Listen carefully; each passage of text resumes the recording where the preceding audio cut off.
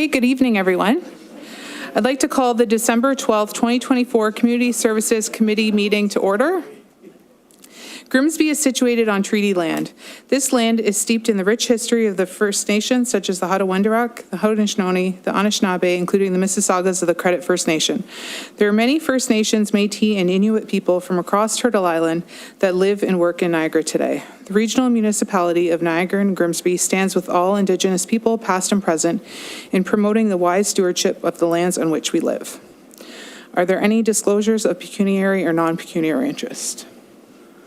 Okay, so I am declaring a conflict of interest for item 9.1 in response to the pickleball, as my mother is a member of the Pickleball Association. We are on to item 4, approval of the agenda. Before we approve the agenda, I'd like to suggest an amendment to the order of the agenda to consider item 9.2, report DCS 2467, immediately after item 6.2. Ron Morrow's delegation. Can I have a mover and a seconder to approve the agenda as amended? Moved by Councillor Howe, seconded by Councillor DeFlavio. Resolved that the December 12th, 2024 Community Services Committee agenda be approved as amended. All in favor? Okay, that's carried. Can I get a mover and a seconder to receive the following meeting minutes? We are approving the receipt of the previous minutes. Can I have a mover and a seconder to receive the following meeting minutes? Councillor DeFlavio, moved by Councillor DeFlavio, seconded by Councillor Howe. Resolved that the minutes of the November 26, 2024 Community Services Committee meeting be received. All in favor? Okay, and that's carried. So moving on to delegations, presentations.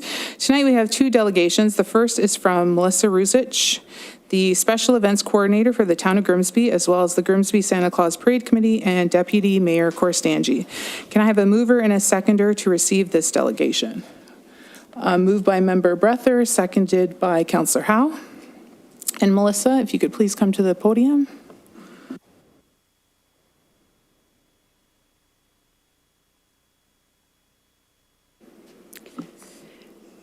Good evening, Deputy Mayor Korstanji and members of committee. My name is Melissa Rusich. I'm the Special Events Coordinator with the town. I'm here tonight on behalf of the Grimsby Santa Claus Parade Committee. We had another great parade this year. It was a bit windy, but excellent turnout again. And the community participation was really wonderful to see. Our theme this year was Christmas Out of This World, and it was really nice to see the different twists and interpretations of the theme. Our parade committee this year consisted of our chair, Robin Bradley, who's in her 32nd year of service. Thank you, Robin. Andrea Cody, Amy Lupton, and Trevor Rusolo. A big thank you to the committee for all of the hard work and volunteer hours to help run another successful parade.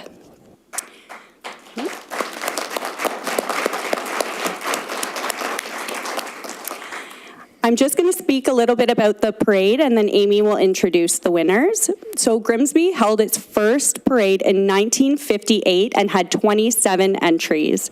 Over the years, it's evolved and changed and grown into what we know today. In the millennium, the parade transitioned from a daytime to an evening parade, which is one of my favorite things about the parade this year, is seeing the lights at night.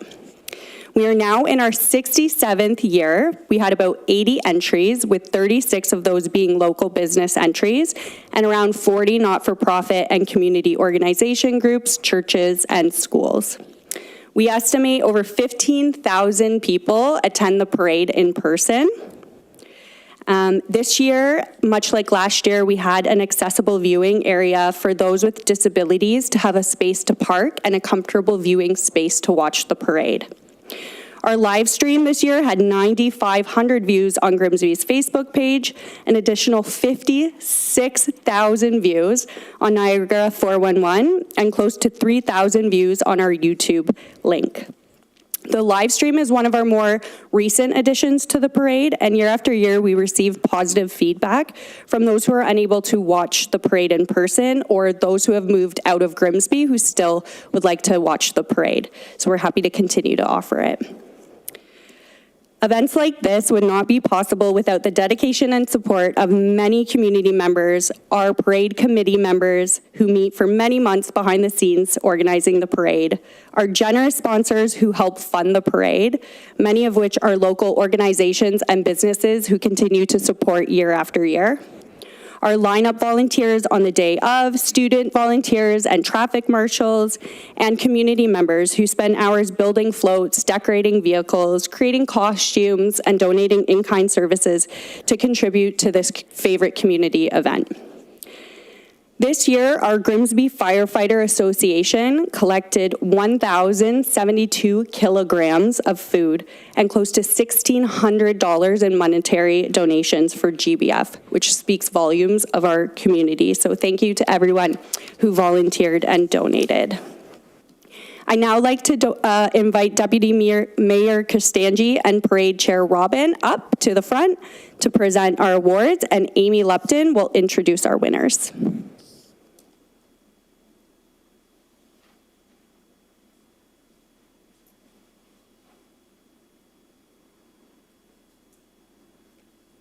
Our best school or church was New Life Community Church.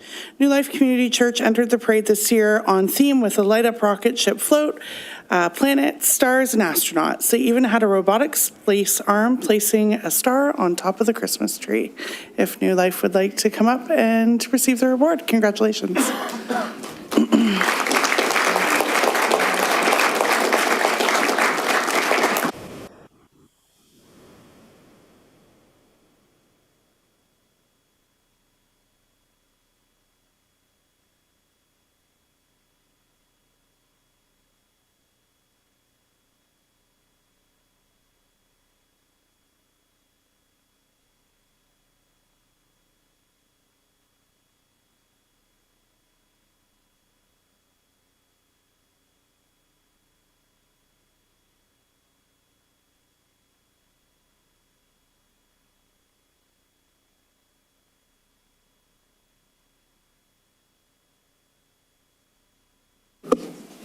Our best walking group is awarded to the Lincoln Leapers Jump Rope Team.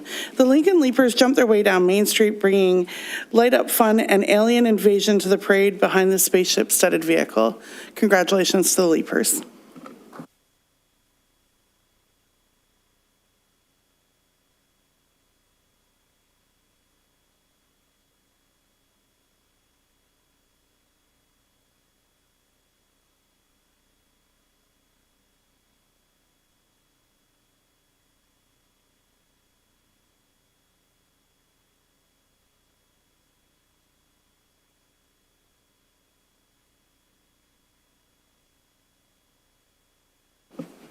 Our best commercial entry goes to Arborwood Tree Services.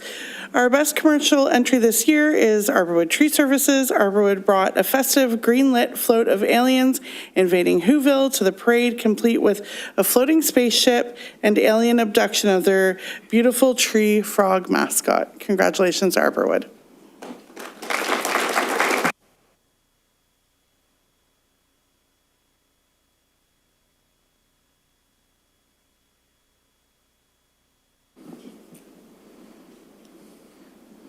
Our first Beamsville Scouting is awarded with our nonprofit award. They went all out with their spaceship float, cleverly named the Millennium Scout, with planets, stars, and light-up walking UFO scouts. Congratulations.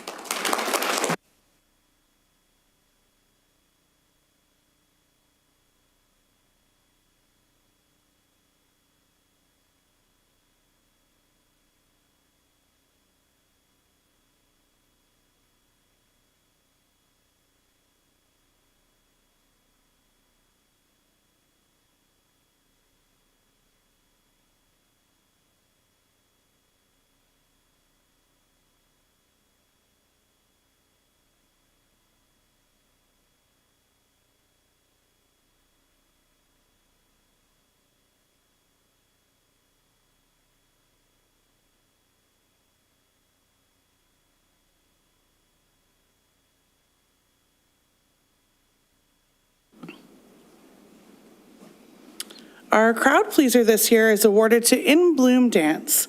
In Bloom Dance brought Christmas out of this world to Grimsby. Their interstellar float included a full LED mobile trailer, spaceships, beaming up decorations, and sparkly UFO dancers. Congratulations, In Bloom Dance.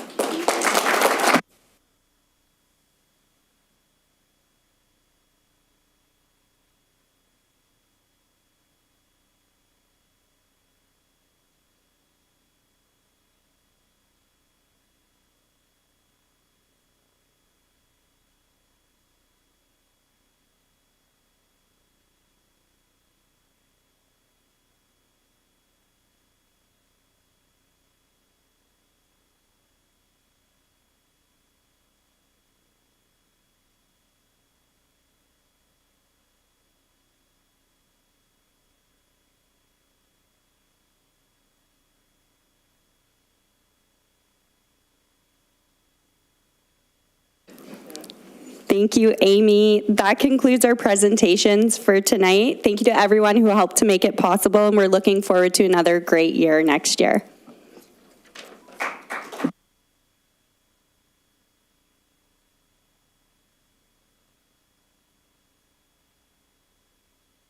Thank you for your delegation.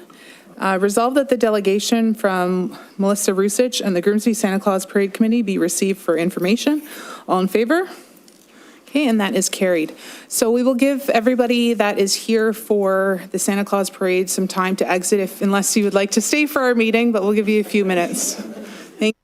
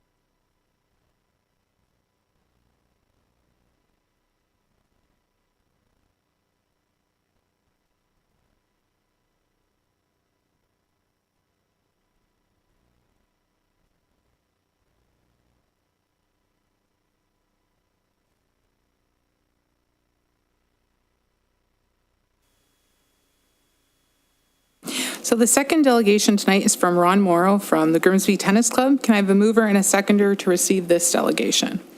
Moved by Member Breather, seconded by Councillor DeFlavio. Ron, if you could please come to the podium.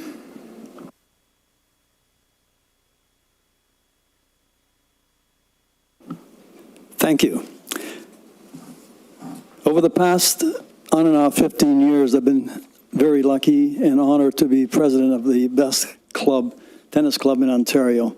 And I want to share with you a few slides to show why I'm making that statement. Clerk, please. The tennis club has been in this current location over the past 50 years. We have 4 tennis courts, beautiful tennis courts, regulation tennis courts that can house and host OTA, that's Ontario Tennis Association tournaments, as well as ITF, International Tennis Federation tournaments. We have a clubhouse that is good size for us. It helps us to keep the kids that come in for the tennis camps dry when it rains. It houses tennis officials when we run these special tournaments. However, it is old and needs some repairs. This is the topic of the next presentation, so I'll leave it there. Next.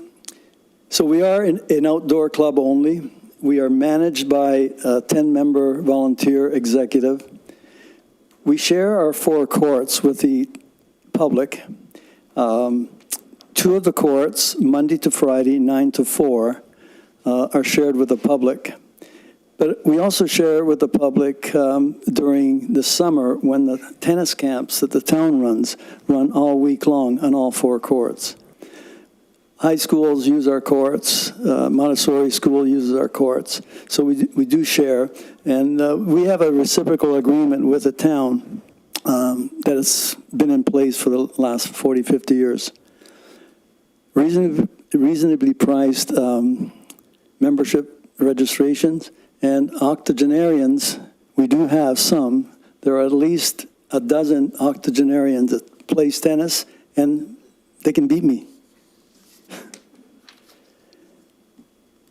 We have received the Outstanding Club Award from the Ontario Tennis Association in 2014 and 2021. I won't go out through the criteria for that, but just suffice it to say that we're very pleased to receive this award. We are volunteer-run. We rely on our volunteers. We set up and take down ourselves. These are some of the volunteers in their winterizing day, but we can't do without the volunteers that we have. Next slide, please. We do honor our volunteers with awards on a yearly basis, so we choose at least 2 people on a yearly basis to receive the Ontario Tennis Association Award. Next slide. We like to think that we meet the needs of all people, of all players, from beginners to high performance. We run beginner clinics that are very well attended. Most of them are young mums coming back into the sports scene. Junior programs from 5 to 18-year-old. We have high performance clinics for kids who are likely to be seen on TV in the years to come. They're very, very good. We run leagues, round robins, tournaments, socials. We run OTA-sanctioned tournaments and wheelchair tennis, and I will get into that a little bit later. Next slide, that's just some slides of some of the beginners at work. Junior program. We have approximately 70 kids from 5 to 12 in the morning on Saturday mornings taking our program. And we have another 18 or so, 12 to 18 kids on Wednesday evening. Our high performance program does have kids that are really very good players and should be famous someday soon. So again, we leagues.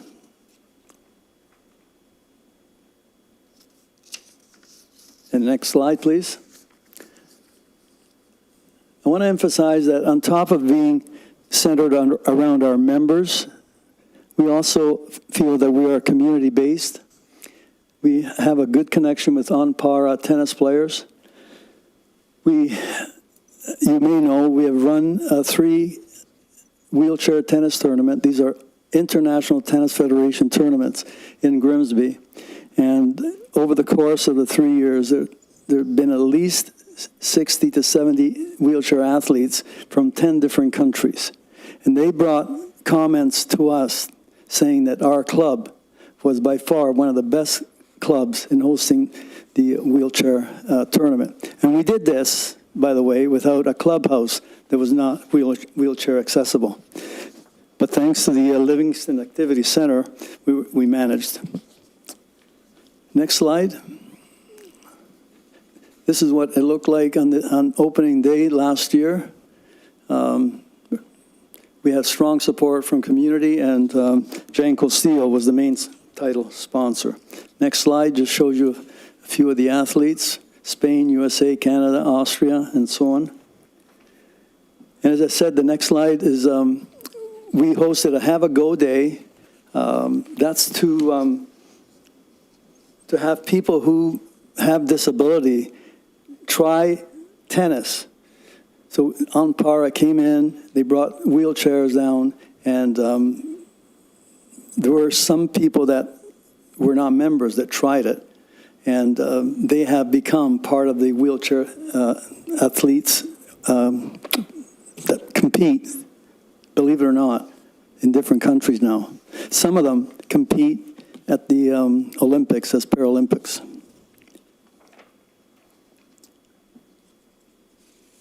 As a work of our committee in planning those tournaments, Tennis Canada recognized us as for our work in the area of wheelchair tennis, and we were very happy to receive the award.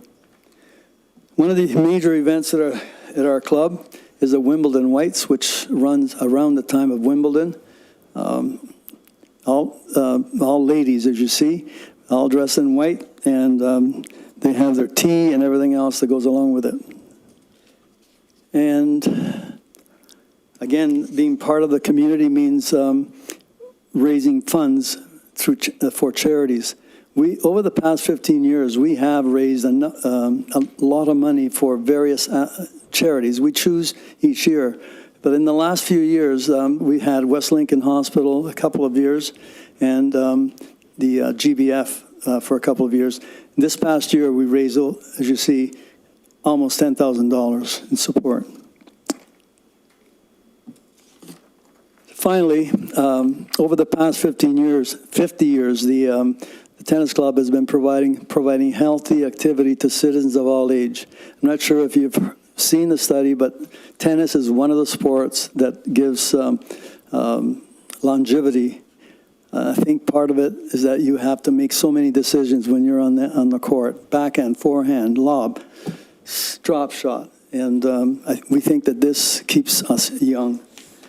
The fact that we brought in a lot of people through the various tournaments we run is a boost to the local economy. Those people that came from various countries here in Grimsby, they shopped here, they dined here, they were accommodated here. So we feel we generate some funds for the Grimsby economy. So I'll leave it with we need a new clubhouse that's large enough to host these major events. There's been discussions with Sarah and Mike, and we will get into that in a little while. Be happy to answer questions. Thank you for your delegation, Ron, if you just want to stay there. Do we have any questions from the committee? This is just from the committee right now. No, okay, I have some questions. Ron, if you could briefly just describe what the volunteers had do in order to maintain a partnership, the maintenance of the club. Sir, you just need to press the button to the right, just so we can hear you on the mic. As a startup, in April, we start to bring all the materials up. We have a partnership with the town. They turn on the water. Volunteers get our clubhouse and facilities. We put up our nets and our screens. And by the way, nets, screens, equipment, these are all things that we pay for. They are not provided by the town.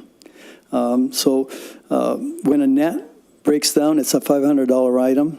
And so we put these up. The volunteers put on the windscreens, which is a fairly labor-intensive.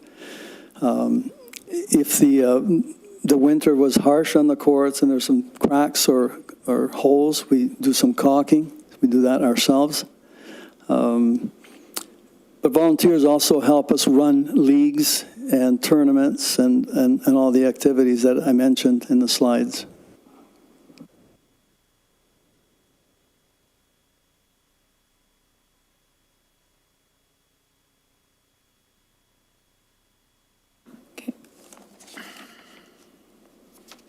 Resolved that the delegation from Ron Moore regarding a general update on the Grimsby Tennis Club be received for information. All in favor? Okay, that's carried.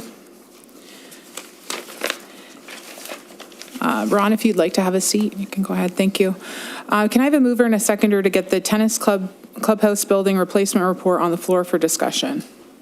Okay, moved by Councillor Howe, seconded by Councillor Korstanji. And Sarah, if you could please go ahead.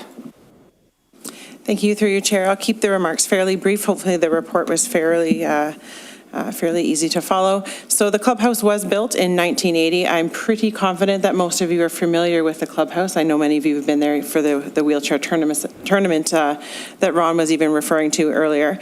So it was built in 1980. It was renovated around 2010, and we are certainly seeing its age now. It is an older building. It's not currently accessible, as was mentioned earlier as well. And we've done a lot of reviews and condition assessments on the building. One of the biggest challenges with the building is just the way that it's situated to even sit on grade. So there is that rather substantial wooden staircase in front of it.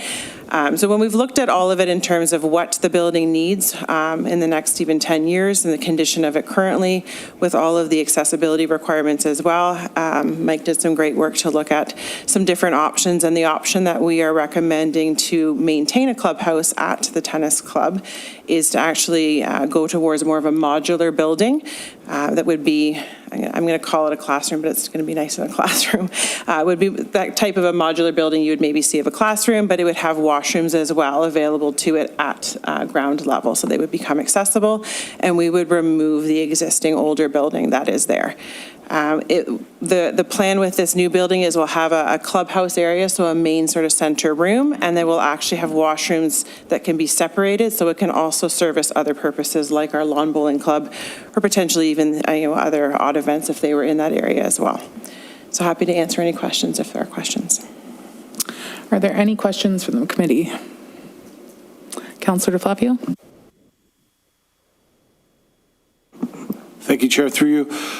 So we've had considerable discussion about the Livingston Activity Center and the movement of activities from there to the Peach King Center after the renovation occurs.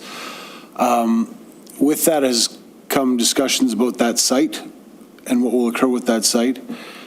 I'm just wondering if this is a premature decision to put money into a clubhouse when we don't know what's going to happen with the site in the long term. So I'm not saying don't do it. I'm saying that perhaps we should wait until the move to the Peach King Center and the decision about the site as a whole occurs.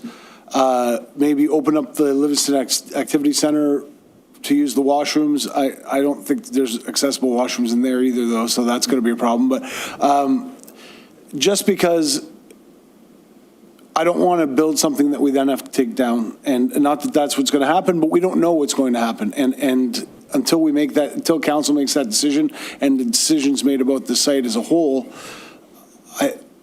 I'm not sure that spending this money on this building is the best idea. Now, if you know something that we don't, as far as the site is concerned, then, but there hasn't been a decision made as far as I know, and therefore making a decision about spending money on something that we're not 100% sure about is not something that I feel great about.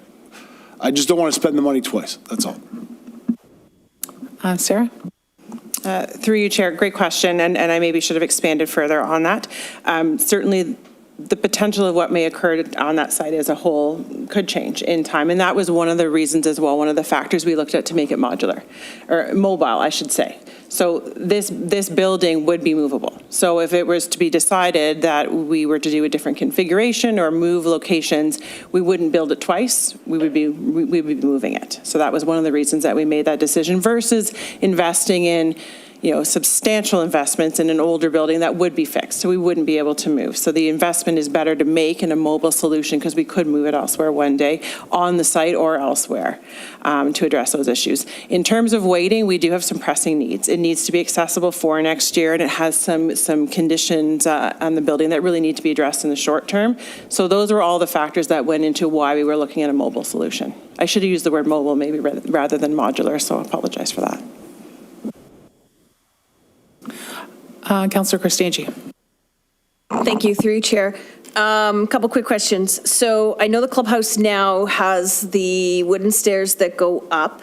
I'm not sure if the mobile unit will be ground level or will be up? And my concern would be how that would affect the tennis club if it's on the ground area, because I've been to many events of the tennis club and a lot of people sit there to watch. So if it's at ground level, there's going to be no viewing, especially for tournaments and stuff like that. So that would be my question. My other question is, will the new unit have all the same utilities and accessories? Like they said, they have a kitchen and they have storage area and stuff like that. Will it still have the same utilities that they have now?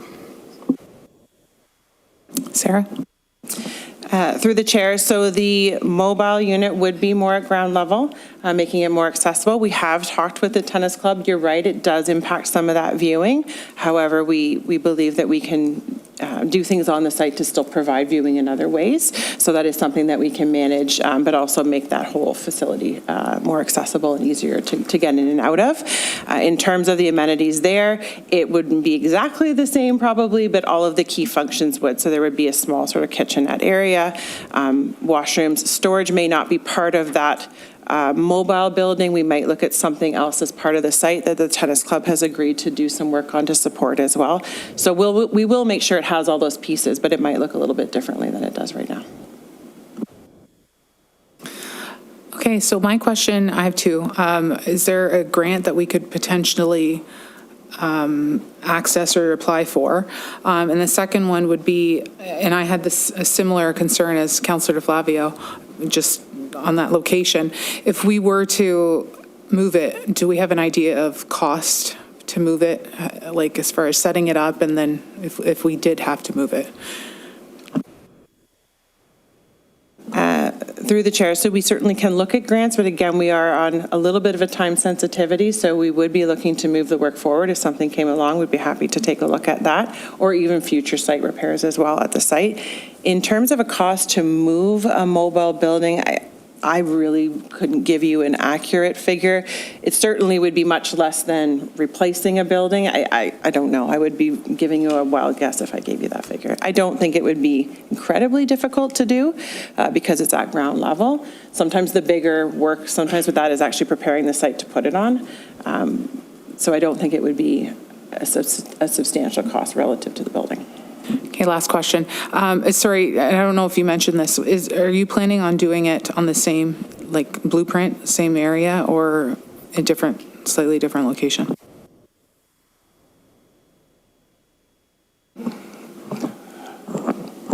Hi, Chair. The plan is to move it east a little bit, so then that way it can kind of be usable for both the clubs there. And then that open space where the facility would have, if we tear it down, would have been plans for something else, a viewing area, something like that. So, Great, thank you. Councillor Howe. Through you, Chair. Mike, 100,000 for demolition and the site works. Is there anything nasty in that building now that's going to? Just seems that's only about 4 truckloads to bring it out of there. Just seems like a big chunk of change, but unless it's got nasty stuff and then you got hazmat and all that. so we've done a hazardous substance assessment on the building that we're waiting to receive.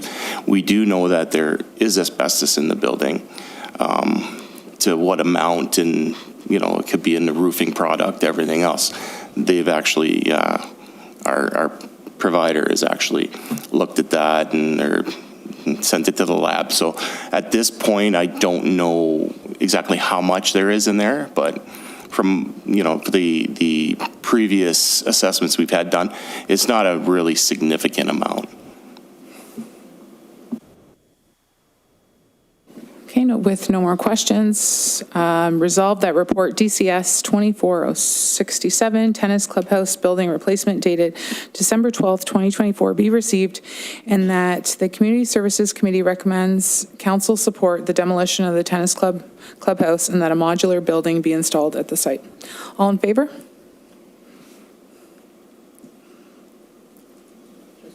Clarification if I can. Yes.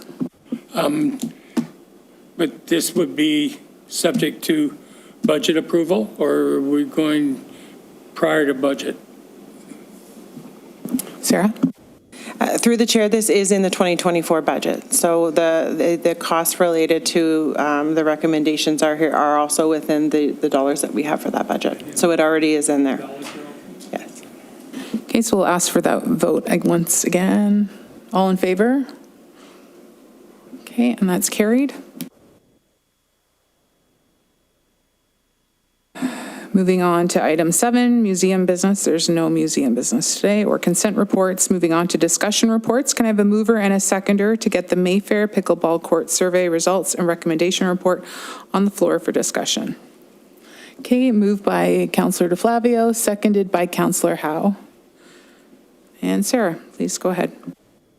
Thank you, Chair. So we won't give too much background to this. I know you're all very familiar with this particular file, other than to say since the last time we saw you, we have now concluded the community survey, and that survey is attached to your report as Appendix A. That survey comes directly from the Let's Talk Grimsby platform as part of that, so the analysis is actually done by that platform.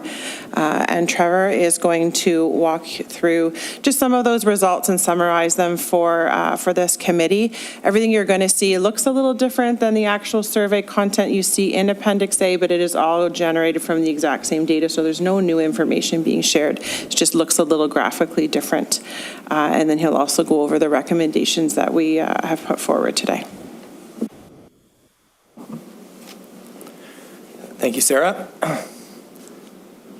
Just to start, we've got a nice picture here. You can actually see the hospital in the background, I noticed, just as I was sitting here. So for the survey results, the survey was open from October 29th until November 15th. We promoted that throughout Grimsby on our website. We had signs posted at the court. We published in the newspaper, social media. And we actually drove 792 visits to our Let's Talk Grimsby page, which is really good engagement for that amount of time. And we garnered 246 survey responses. So I'm just going to walk through, as Sarah mentioned, the survey results are included in the report. This is kind of a high-level breakdown of those results, and then I'll go through our recommendations as well. So we did ask that only residents complete the survey. Most people followed that. 97.6% were residents.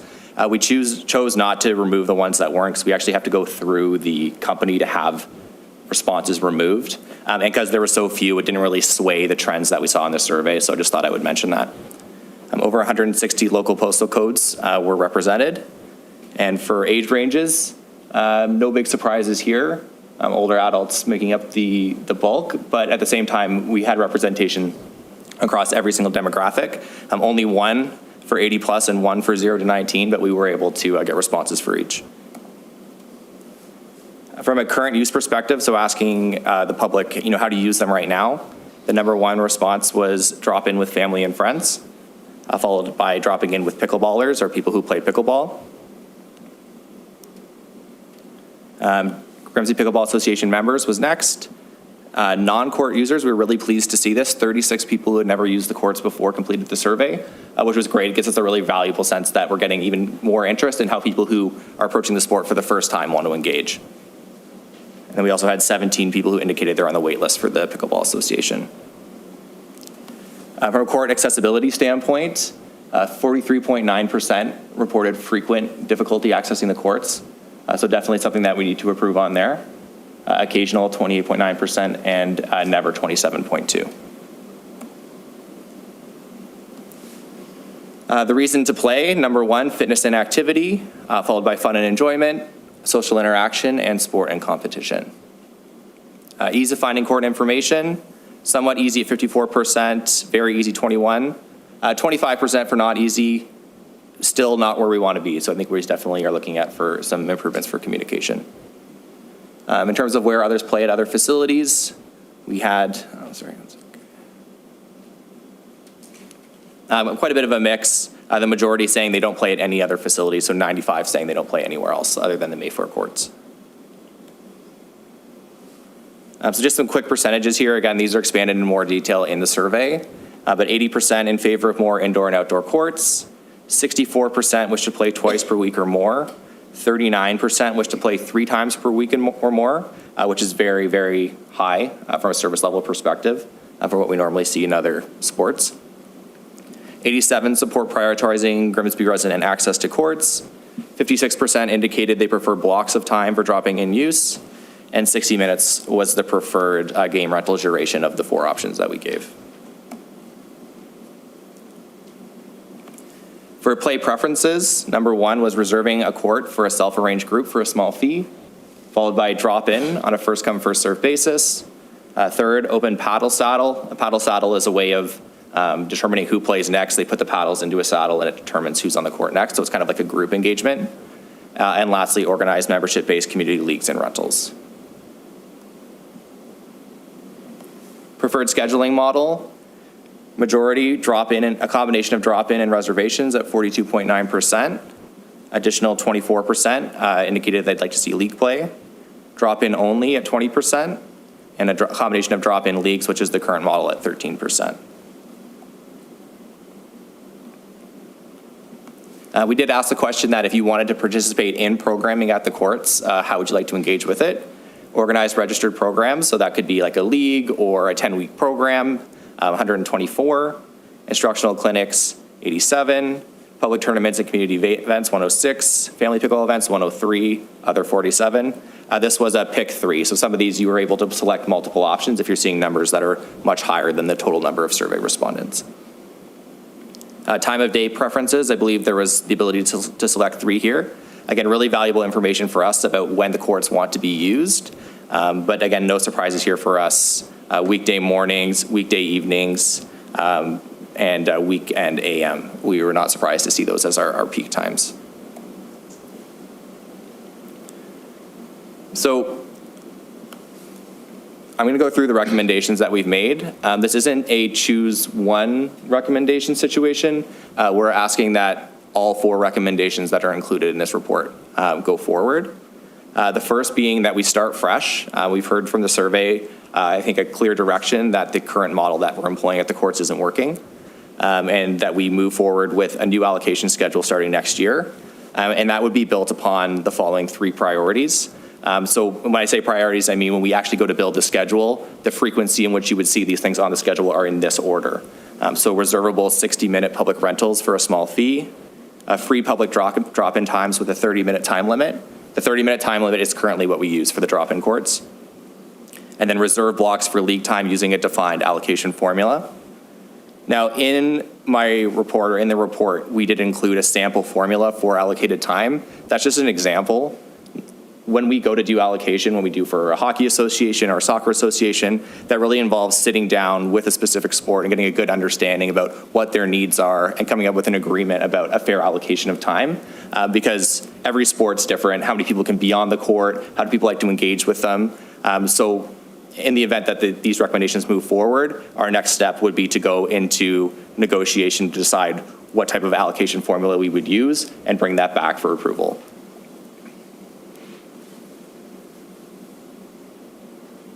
Recommendation number 2, reservation blocks.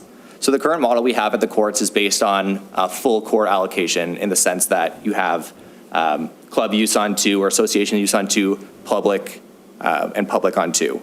We're looking to move away from that model and move to full blocks. So potentially you could see, all 4 courts being dedicated for reservations, and then all 4 courts being used for drop-in, all 4 courts being used for league, or a mix of 2 and 2. And I think what that improves is you get consistent scheduling and clearly defined uses. What we heard through the survey and what we've heard even just anecdotally is that people are really confused about when they can engage with the courts, what's on the courts, which courts they can go on, if you have to pay, if you have to be a member. So we're really looking to improve how people can see that. So we would publish a schedule essentially online and in person that says these are the approved uses for this time period, so everybody's on the same page. This model also allows us to use improve more variety across different days and times. So some time could be prime time, which is what I talked about in the preferred times of day. It's a mix of non-prime evenings so that everyone's getting a fair shake at the preferred times to use the courts. Another improvement we'd be looking to do as part of this is an online live public schedule. This is something that we use for our outdoor rink and for our indoor rinks as well. It's a 3-week live look ahead that shows every single booking that's being done live. So if we have maintenance or there's a tournament, you can see a live schedule. So you know before you go to the court, is there a tournament, is there an event? Instead of getting there and showing up and being turned away because there's something maintenance or something like that, you'll actually be able to see in real time what the schedule is. I think that's just good for transparency and accountability for all using the courts. Our third recommendation is to look into a seasonal key holder system. This is a model used in Tecumseh, Ontario to some success. The one thing we keep hearing, it's kind of a mix. I think there's a clear mandate that people want open access to these courts. At the same time, what we're also hearing is that they're really beautiful courts and we want to see them kept that way and maintained. And that creates a bit of a difficulty for us because with the gates wide open, we have very little control. It's an unstaffed facility about what's happening on those courts. So we're looking at developing a key holder system. This does not have any intention to raise revenue. It's simply a way of us engaging with who wants to use the courts, paying a nominal cost recovery fee for a key or a code or whatever the system could be. It allows us to confirm contact information. It allows us to preserve residency so we can make sure if that only residents are receiving key access. It allows us to have people sign off on rules, waivers, code of conduct. And the one challenge with that model, obviously, is that we don't want to discourage passive users. If you want to use the courts for the first time or you're just interested in pickleball, we don't want to make it that, oh, you have to come and fill out an online form and provide all this information. So we would provide select times where the gate would be open so you could just drop in, and then hopefully that moves people into more engagement later on. If this is successful in the long term, I think we would look to institute a digital key pass system. So right now we'd have to do something that's analog. There's no servicing on site. But the benefit of that in the long term could be, right now we ask people not to use the courts outside of approved hours. We say the court times are 8 a.m. and please be done by sundown. But we have had situations where people are playing far too early, which can impact residents. I've seen people with high beams on and they're playing late at night. So going to a key system allows us potentially to have a bit more control and get more information about the people who are using our facilities. And our last recommendation, tournaments and events. We have been permitting events and tournaments throughout the court's existence since they opened. Our plan is to continue with that. I think we've heard loud and clear that tournaments can be disruptive, and I think that people are frustrated when you show up to the courts and you can't use them because there's an event or a tournament. And I think really that's primarily a communication issue. I think we can improve greatly, and again, using that live schedule and posting online and at the courts when these events are happening.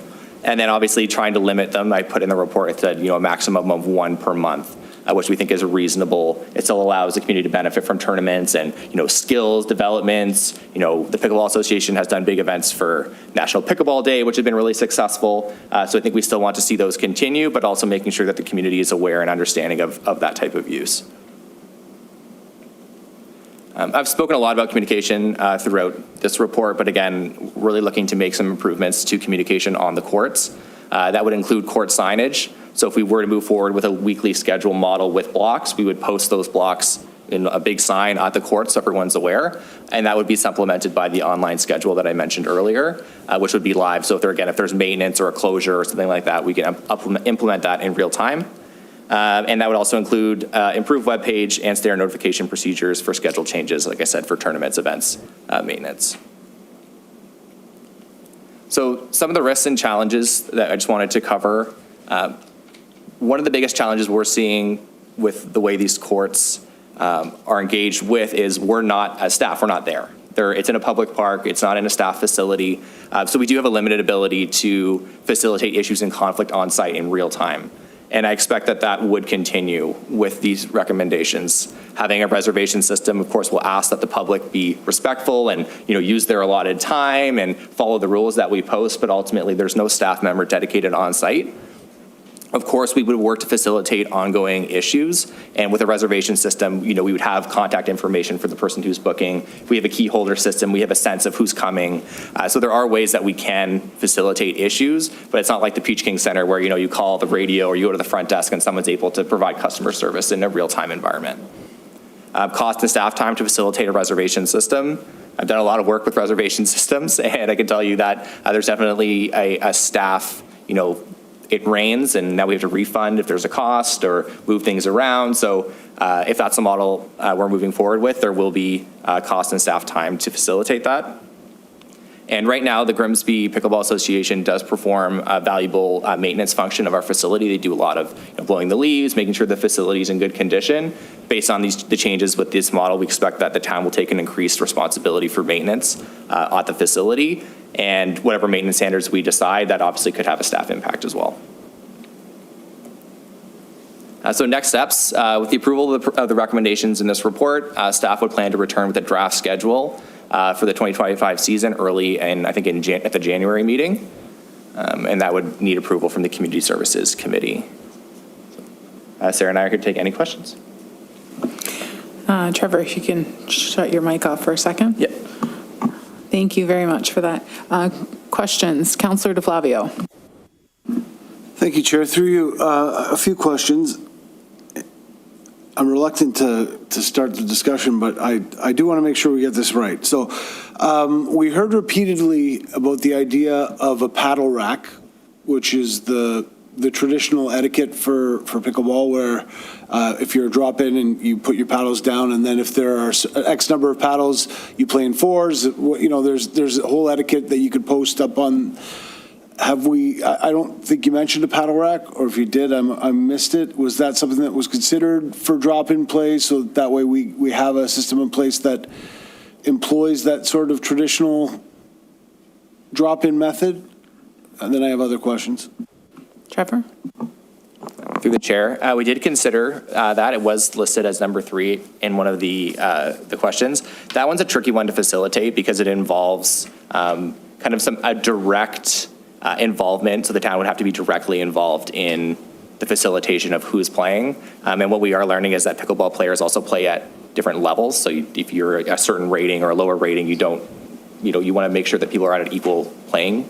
So I think for us, if the community wants to see reserve time and open drop-in time, that type of facilitated play doesn't really fit into that model. In my opinion, that model would be best suited by an organized group who's facilitating, ratings of people and putting them in. So I think we kind of see that in conflict with what we were seeing in the survey, which is, if you want to reserve your hour and use a paddle saddle or some other format, go ahead and do that. Take it upon yourself. Like we're seeing here is the community wants to take their own responsibility of organizing, a 60-minute rental or dropping it at their own. So we wouldn't be looking to facilitate that level of programming as the town of Grimsby. Councillor DeFlavio? Sorry, what I meant was the opposite. I didn't mean programming. I meant for drop-in, the way that a paddle rack works. So the only thing, I'm not a pickleballer. I have, though, played pickup basketball, hockey, where you put your stick or you say up next for basketball, and then you join whatever team is there and you play. So that's the method that I assumed was going to come of the rack system, where you bring your racket down, you put it up, and you play next. If you lose, the tradition is king of the court for most sports. So you continue to play if you win, and you get back in line if you lose, and then you play again. That's the whole idea of a drop-in system, is that your level of play doesn't matter. You're just there for a game, right? So I think that if we have a drop-in and we had a rack like that, it would help facilitate, for lack of a better word, or give people a system by which they can organize that. All that being said, have we conducted an assessment, and we were in the process of doing our Parks Master Plan. Have we conducted an assessment of underutilized recreation facilities, like older tennis courts or multi-purpose spaces that could be converted or repurposed into pickleball? And the reason why I ask that is because we have a pickleball association that I think, I don't know a lot about it, but they seem to be doing a good job of bringing people in and organizing their group. Other municipalities have pickleball associations too. And I can only speak from my experience. Where I work is next to the Hamilton Pickleball Club that has, I think, 16 or maybe even 32 pickleball courts at Hill Park Recreation Center. It's massive. if you want to use that facility, you have to be a member of the pickleball club. It's owned by the city of Hamilton. It's fenced off and gated and locked, and you can ask for permission and get permission to use it if you want to have a tournament or something, but it's all done through the Pickleball Association. They take care of it, they maintain it. I'm sure that they pay fees towards the city. I don't know how that works, but I have no problem with the facility that is for the Grimsby Pickleball Association. I've said that many times, as long as they are paying to maintain and build that facility, and the fees that we charge them reflect what that facility costs. I also want to have drop-in locations. So have we looked at other sites where we can put up a like a pickleball/tennis site where people could just drop in and play pickleball anytime they want or whenever that court is available, in the same way they do with the basketball court. So I'll stop talking and listen now. Sarah, if you could chime in. Through the chair, I can take that one. So we have looked at it. There are some neighborhood parks, for example, that you could do that. One of the things you have to be careful with that is pickleball is a bit noisy, and sometimes you just have to be mindful of where you're putting them as well. One of the things as well, though, is really determining the need of is there a need for more courts and how are they actually being used? And one of the things we've identified through the way we've been doing it to current is we don't have really good data. We don't have really good metrics of understanding how they're being used, how often are they being used, who is using them. And one of the things that I think can come out of the solution that we're suggesting is we will have a better sense of what the actual demand is and how much are they being used so that we can look at how we would future grow it. Again, there might be other sites as well as that goes along as well with the Parks Master Plan that we could look at that. But I do think we need to gain a better understanding of how they are being used. You know, one of the comments we've heard is some people want to play 6 and 7 times a week. You know, at some point we would have to make the decision to what degree do you want to invest in something to have that degree of play if maybe 3 times a week is sufficient as well, right? So I think if we could have a year as well to collect some more data and some more information about what the use looks like, how that's working, that might better inform how we would continue to grow. Councillor DeFlavio? Thank you. Well, so you kind of answered my next question, because my next question was, have we done an analysis of the long-term needs for additional courts? So that's what we're going to do, I guess, in the long run, is look at that. It seems like in the short run, we're going to need more. I don't know how popular pickleball is going to be forever, but right now it is a very popular sport. And so we want to offer people access to stuff that, if we have stuff that's underutilized, I think making that available for whoever wants to use it is something we do as a municipality.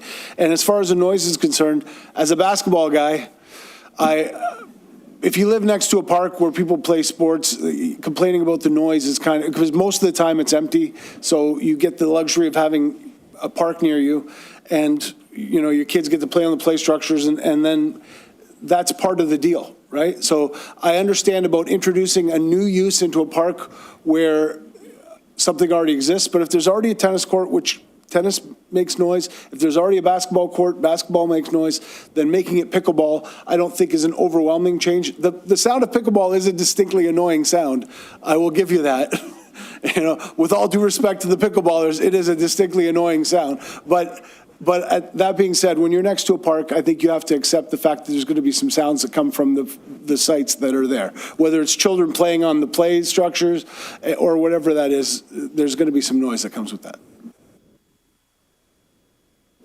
Oh, Sarah? And through the chair, and absolutely, and certainly we can also be very, thoughtful about the parks that we would choose to do that and to make sure that we can manage that as best we can.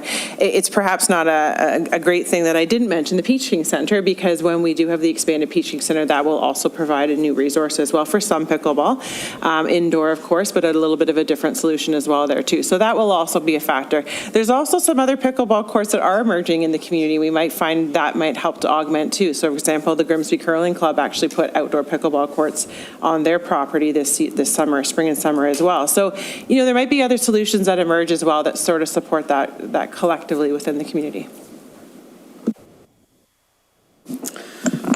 All right. Resolve that report DCS. Oh, sorry, Councillor Cristangi. Yeah, just slipped in there.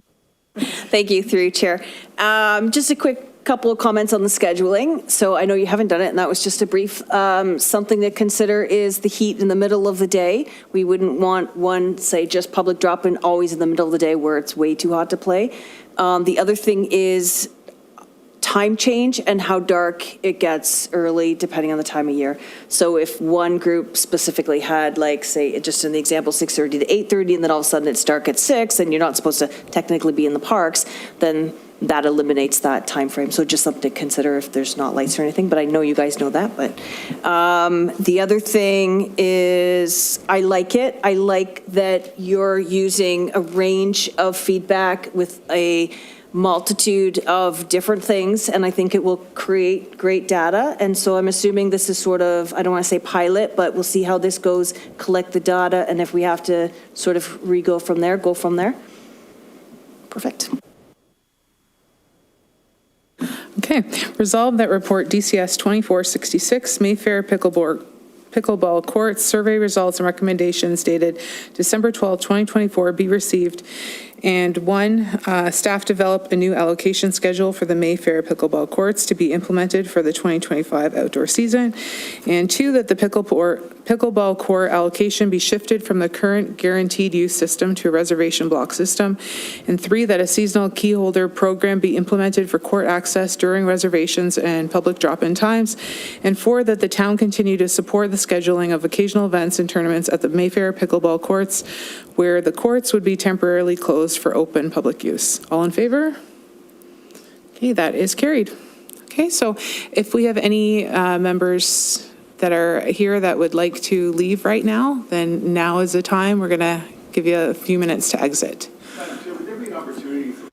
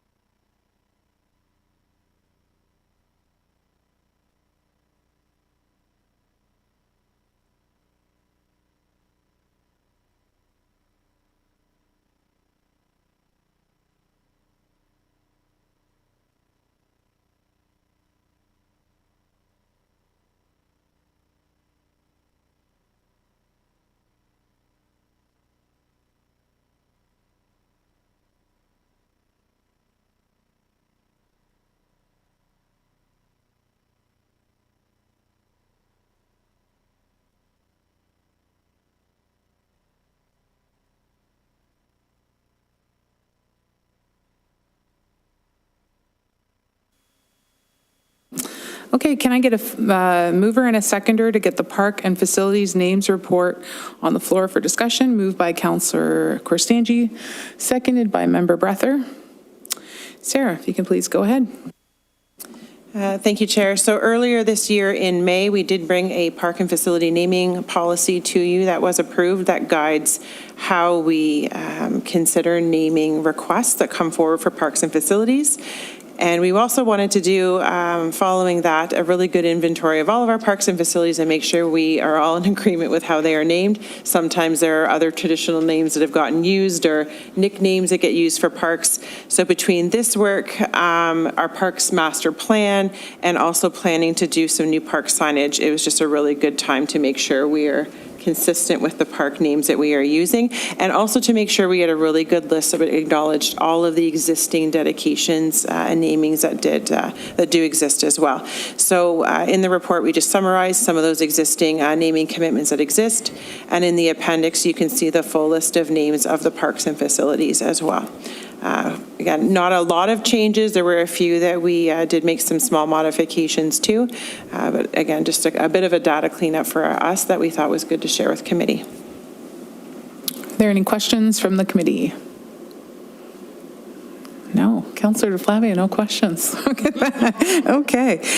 Resolve that report DCS 2468, Park and Facility Names Report dated December 12, 2024 be received for information. All in favor? That's carried. Can I have a mover and a seconder to get the R Zone Code of Conduct policy on the floor for discussion? Moved by Councillor Howe, seconded by Councillor DeFlavia. And Sarah. Thank you, Chair. I have Krista Bowie with us here this evening, and she did the bulk of the work on this file, which is great. Thanks to Krista for that. It's quite common to see municipalities have policies like this. And certainly we looked at several as we developed ours. We're thankful to say we don't very often need to call upon these types of things in our day-to-days at our facilities, but once in a while there are issues arise. So maybe, Krista, you can just give a few remarks about it in terms of what the policy entails.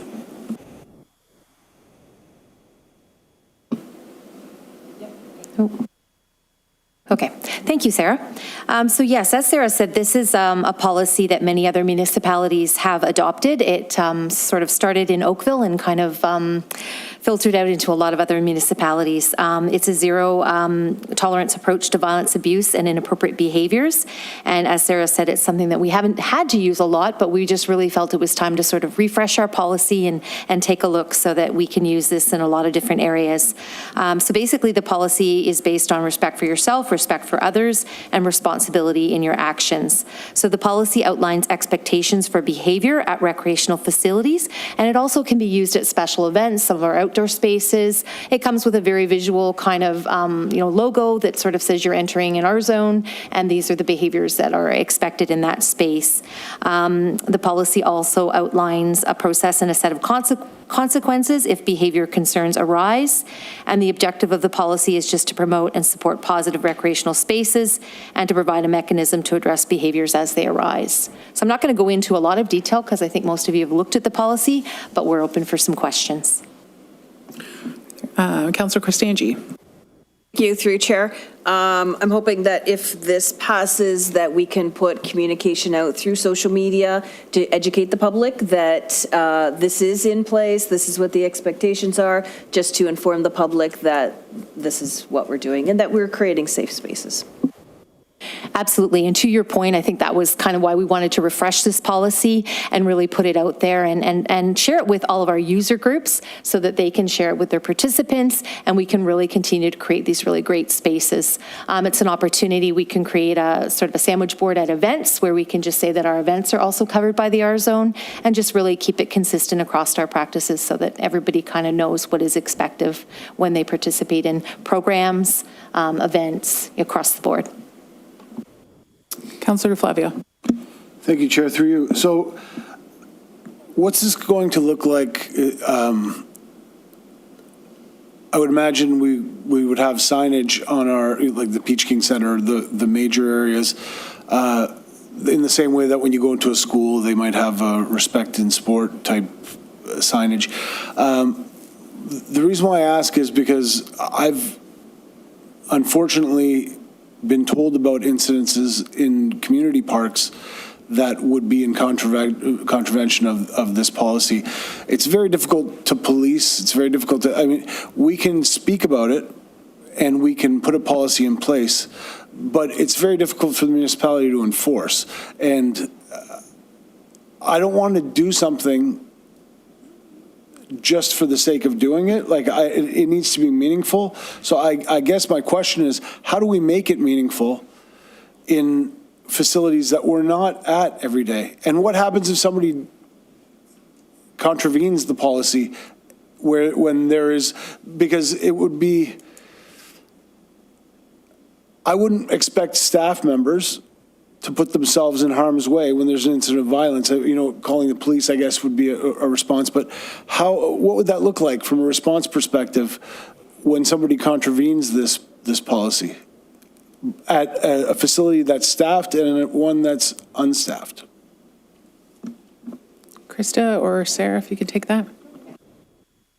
So I think it's really important that it is communicated with staff, and we do kind of educate them on what their response is in a situation. Certainly, we wouldn't want staff to put themselves in any danger. So, you know, if there was a really escalated situation, we would expect our staff would call for backup or call 911 if the situation did arise.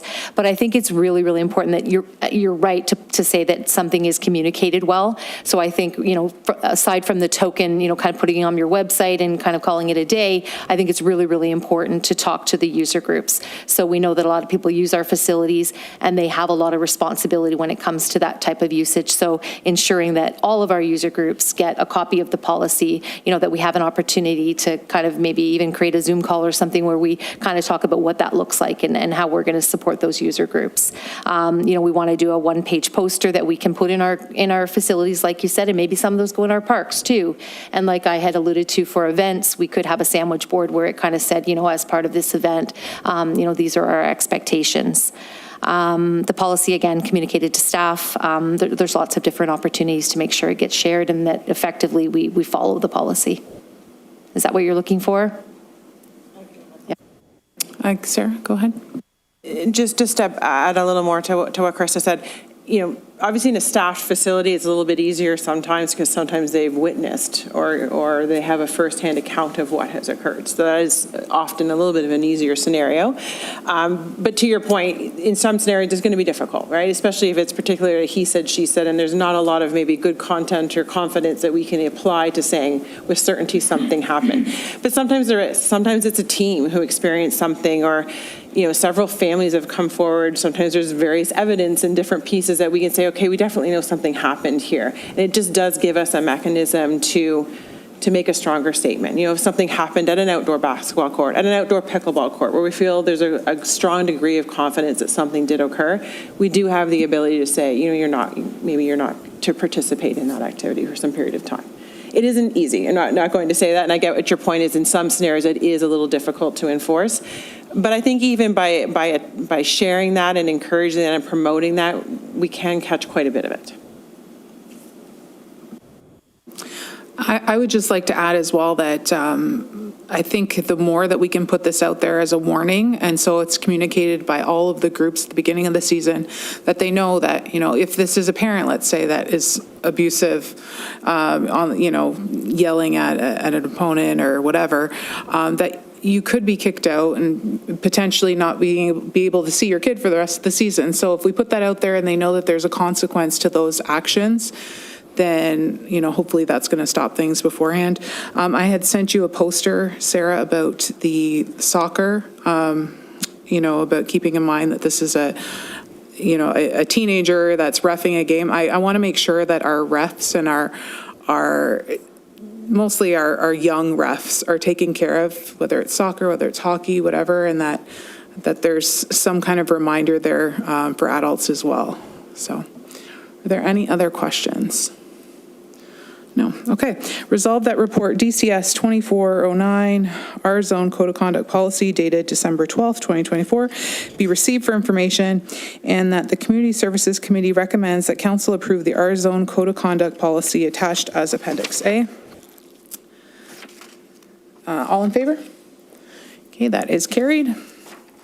Can I have a mover and a seconder to get the Community Services Department Information Update December 2024 report on the floor for discussion? Moved by Councillor Howe, seconded by Member Brother. And Sarah, please go ahead. Thank you, Chair.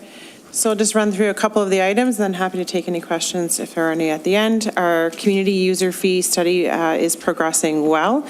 We are just concluding some of our user stakeholder sessions. That is wrapping up, I believe, in the next couple of weeks. So we are on track to have that study completed in the spring of 2025. Just for the clarity of the community, for this committee, so we will be putting forward recommended rate changes for January 2025 as per our usual annual format. The summer leisure guide content comes out in February, so we do need to do that in advance, and we need to have a notice period as well as we change things. So we will still be doing that for the 2025 year, and the outcomes of the study will be mostly going towards the 2026 year, maybe late 2025, depending on what the timing of those registrations are. So that's how that will sort of unfold, those two pieces together. The outdoor rink is anticipated to open hopefully next week, I believe, if things go well and all things remain as they are with weather and such. And staff will be beginning to take reservations for private rentals beginning in the new year. Typically, the next couple of weeks with school out gets a lot of other use, so we did decide to wait until the new year to take those bookings. We are doing work currently, Grimsby Beach Park and Bell Park. We have ordered a new playground and swing set for Bell Park that will be installed in the spring of 2025. We'll bring some more information to you in the early new year to show you some of the park improvements we're looking at there. We are also engaging with a designer to help do some work at Grimsby Beach Park, sometimes also referred to as Victoria Terrace Park. Specifically, we have a staircase that really needs to be looked at and likely will be recommended to be removed. So we'll be looking at alternate ways to access that beach and navigate around that park. So that as well will come to you in early next year. Our winter leisure guide is attached to this report as Appendix A, and I just want to give a big shout out to Chris, who is here tonight. There's a ton of information in there, so many programs going on, and it's great to see that despite losing space at the Peach King Center, we've been able to carry forward with so many of those programs, even add a few. That's certainly a bustling place down there right now, and it's just great to see all of those activities still continuing. So please do take a quick chance to look through that guide, because there's a ton of information within. The Peach King Center project continues to move forward. You can see some of the steel is there and more is on site now waiting to be put up. So that will be happening very soon. A lot of work lately has been done to make some changes to the parking lot to address some stormwater needs. And as well over in the Peach King Center field, quite a bit of work has been done there that is related to stormwater needs. Just to confirm with everybody, those fields are remaining fields. The work that you're seeing there is not parking lot work. It is related to the stormwater. It will be restored to green space later on. And the next piece that we're really diving into with Peach King Center is our operational plan. So starting to really do some work in terms of how we're going to schedule all of the different sites and the different rooms and activities that will be going on at that facility, which we'll be bringing forward to you as well for information early next year or sometime next year. In terms of reopening, we do remain on track currently for late 2025, so we are continuing to follow that as we move along, but we are still continuing to work towards that date. First, we definitely will be opening for ice in September, so that is the plan as well for that facility. And just for everybody's clarification, once we do close in March of next year, that facility will be fully closed until we open again in September to get some of those inside works done as well. The Peach King Center sponsorship campaign is advancing forward, so we have confirmed with a consultant to do that work on our behalf. She's done that work for many, many municipalities, so we're very confident in her abilities, and we'll be bringing some of that to you as well as that progresses along. And then just wanted to touch on the Peach King Center concession. We did have some conversations with West Niagara Minor Hockey, who currently operates that concession booth. And after some conversations with them, they're in agreement that I think, while they have some interest, they also understand that, as is typically our process every so often, we will do requests for proposals in the community to see what is our best way to operate that concession stand in that facility. So that's something we'll be doing short term as well. The 40 Mile Creek Bridge tender is closing the next few days, so we will have an update in that very soon in terms of where that stands. The Grimsby Public Art Gallery was successful to receive Ontario Arts Council funding for a multi-year operating grant, so that's really great news. As some of you recall, I had to go through a couple of iterations of policy with them to make sure we were in good standing with them, and happy to say we did that. We have planted over 1,400 trees this year, which I think is a great figure. Some of those are in a couple big projects, but also throughout the community, so really proud of that work as well. And then lastly, just listed some of our special events coming up: Celebration of Lights contest, public skating events, New Year's Eve skating events as well. And just a reminder that the Mayor's Levy event this year, which normally would be at the Peachtree Center, will be at the Art Gallery and Library for the 2025 year. And that's all. Are there any questions from the committee? Councillor Cristangi? Thank you, through you, Chair. I am really happy to see the 40 Mile Creek Bridge on here. And the trees, that's amazing. And, you know, I think that's something, too, that needs to get out to the public, because I know a lot of people are concerned about, you know, our tree canopy and stuff, and I really think that you guys should be bragging about the amount of trees that were planted this year and where and stuff like that. So fantastic job. And I know it's not in the report, but the parade, an amazing job and work from everybody on the parade and quite frankly, all the events this year. That's all I have to say. Okay, resolve that report DCS 2470, Community Services Department Information Update, December 2024, dated December 12th, 2024, be received for information. All in favor? That is carried. Moving on to correspondence, there is none. Other business, is there any other business pertaining to the committee? Okay, I'm just going to give you guys a shout out because we're at the halfway mark in our term. And although I might be a little biased because I love this committee, everything that you guys do is amazing. And I cannot even imagine how much work you guys are doing behind the scenes, because when you come to these committees and you're like, this is what we're doing, just check, check, check, there's so much. So I just want you to know that, you know, we've been in Grimsby for a long time. We really appreciate it. The community appreciates it. You guys are doing a fabulous job, so thank you. Okay, our next meeting. The next Community Services Committee meeting is scheduled for Tuesday, January 28th at 6:30 p.m. So that is all. The meeting is adjourned. Thank you.